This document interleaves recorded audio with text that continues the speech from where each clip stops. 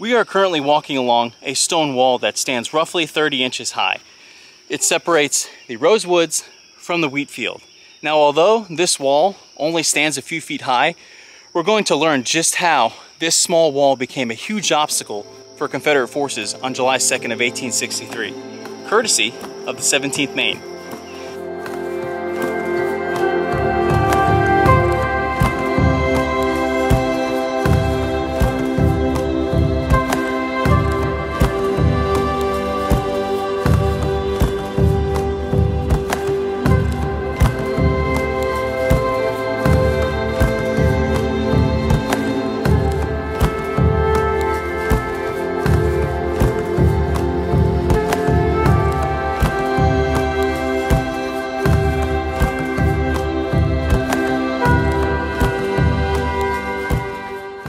So let's orient ourselves.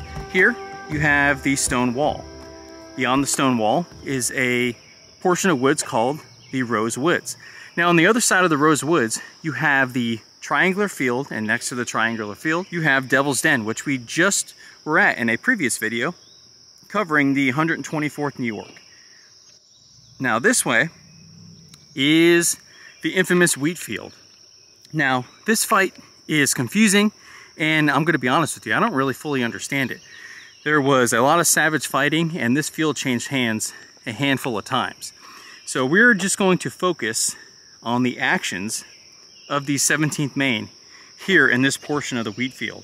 Now, if you're wondering how forces even wound up in this area, on July 2nd of 1863, Major General Dan Sickles decided to leave his current position along Cemetery Ridge to occupy higher ground along the Emmitsburg Road, which you can't see from here.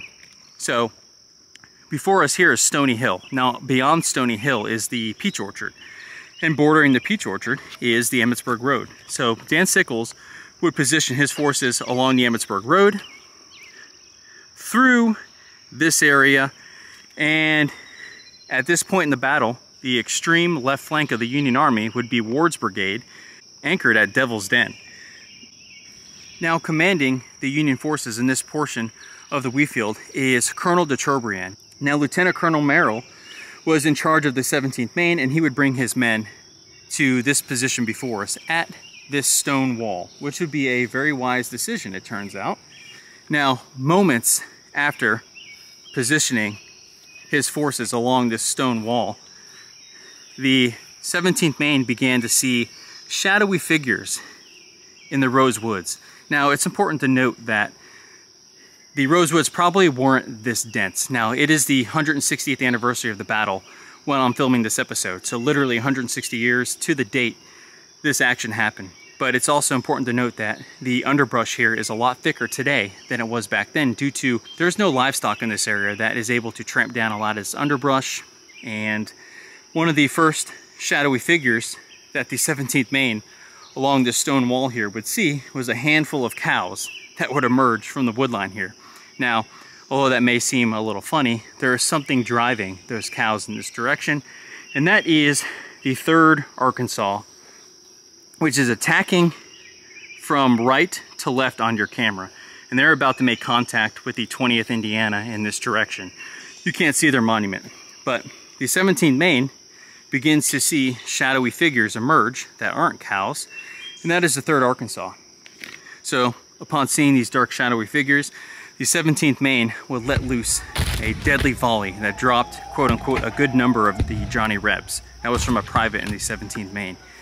And the 3rd Arkansas, upon this initial volley, obviously they wavered a bit, but the Rose Woods provided some cover. It's not completely flat.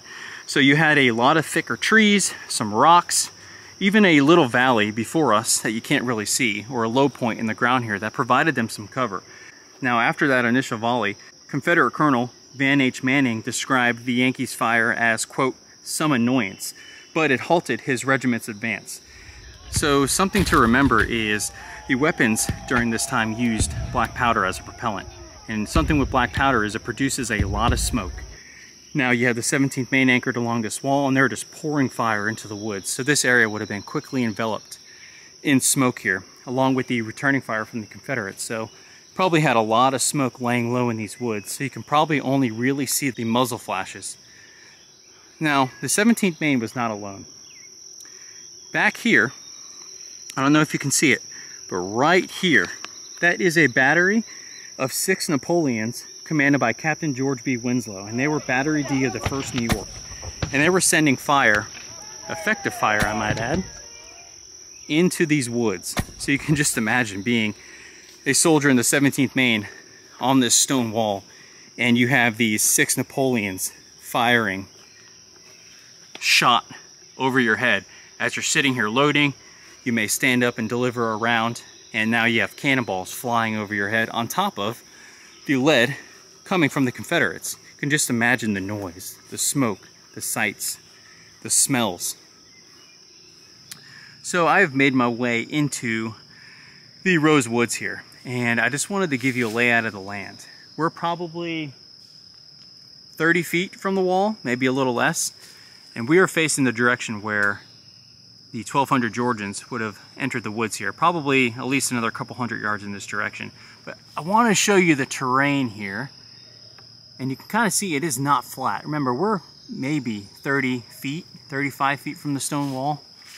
And I'm going to pan the camera to the left here, and you can kind of see the stone wall here. See that trunk of that tree? The stone wall runs along this general direction. Now again, like we mentioned earlier, a lot of this undergrowth wasn't here during the time of the battle. You had a lot of animals in this area trampling it down, and so you probably would have had better fields of fire and better vision. But in this general area before the stone wall, you would have the 11th Georgia, then the 59th Georgia on their right, and panning back in this direction here, you would have had the 8th and 9th Georgia. Remember, they're making contact with the 110th, 8th, and 5th Michigan, 8th New Jersey, that is. So they were in this general area here. But I just wanted to give you the Confederate perspective here. This is no easy task, assaulting this stone wall here. And let's see if we can make our way through the underbrush here. You can see the stone wall, and beyond the stone wall, as it comes into focus, you have the wheat field. So we're back out of the jungle here that is the Rose Woods, and I want to share a couple of accounts with you. You have a private by the name of John Haley of the 17th Maine, and he would be quoted as saying, "There was a dreadful buzzing of bullets and other missiles, highly suggestive of an obituary notice for a good number of Johnny Rebs, and we can see them tumbling and right around lively. A great number of our own men were sharing the same fate." And there's a few accounts from the Georgia perspective. Captain George Hillier of the 9th Georgia would be quoted as saying, "If it had not been for the shelter of the rocks and trees behind which we fought, none of us would have escaped." That's a pretty telling account of just how devastating the fire from this stone wall was. Now there's also a few accounts of the Georgians in these woods here shouting at the 17th Maine to fight fair and stand up and fight for your apple butter. So they were pretty ticked off that the 17th Maine had a pretty strong position, and they were having to assault through this dense foliage here. So you can imagine if and when they finally made it here, which they did, some hand-to-hand combat would start ensuing in this location, just how angry they would have been. Now, despite the tough fighting from the Georgians here, they'd be driven back and the 17th Maine would hold. However, Brigadier General Joseph Kershaw and his 2,200 South Carolinians would take the field and push back the units on the 17th Maine's right flank. And now their right flank was exposed, so they would have to do something called refusing the line. So now you were having fire on your right flank, and you would have to take the men from your line here and extend them in a thinner line to meet the new threat on your right flank. So things were beginning to unravel here, and you can kind of see when a certain portion of the fight, when your comrades are being driven back, just how it affects you. So now the 17th Maine was having to weaken their lines to meet this new threat on the right flank.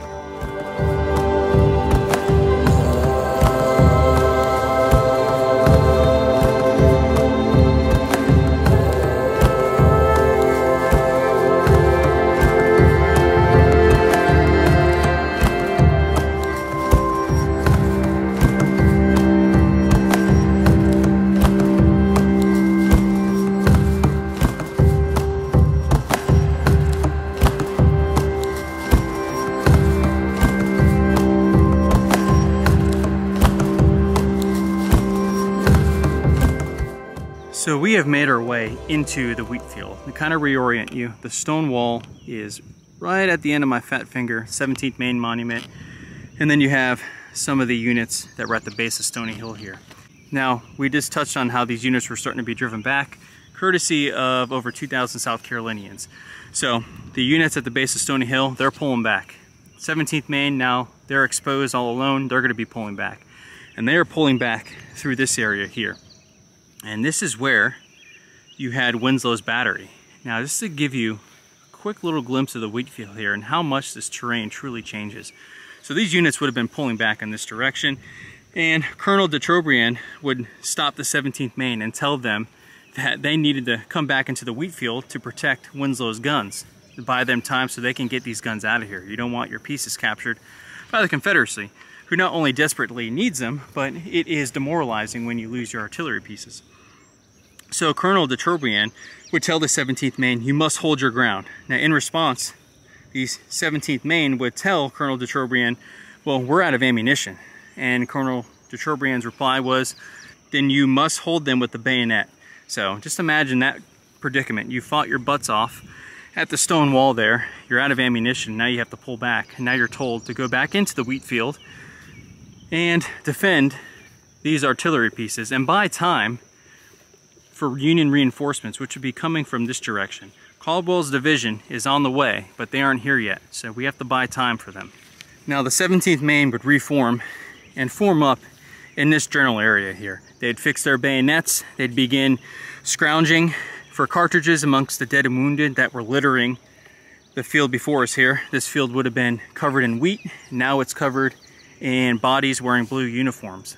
And now they're scrounging for extra cartridges. And they were joined by the 5th Michigan as well. So you had 2 regiments who were battered already, trying to defend against 2,000 South Carolinians. And they would hold this ground for 30 minutes, which would buy time for Winslow's guns to hightail it out of here, and buy time for Caldwell's division to make their way up here. And Colonel Edward Cross would lead his brigade through this area and begin driving back Kershaw's South Carolinians. So the 17th Maine did their job, and they did it well. And they would retire once Caldwell's division would arrive in this area here. But before we wrap it up, I do want to show you the position that Winslow's guns held. And the Rose Woods before us here, again, the 17th Maine is that big monument right there.